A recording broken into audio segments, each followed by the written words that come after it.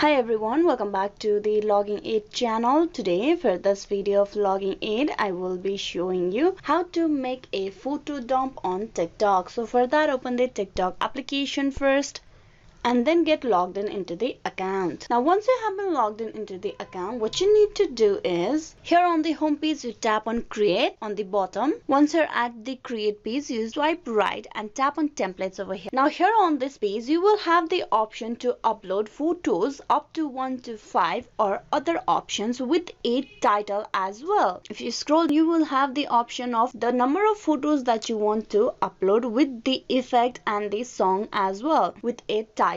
This is for a particular title which the photos are related to. But if you do not want to do this option or use this template to dump your photos on TikTok, what you can do is go back, tap on create, tap on upload beside it, and from here you can choose the picture that you want to have on TikTok. So I'm just gonna tap on few multiple pictures that I want to make a video for TikTok. Then tap on next.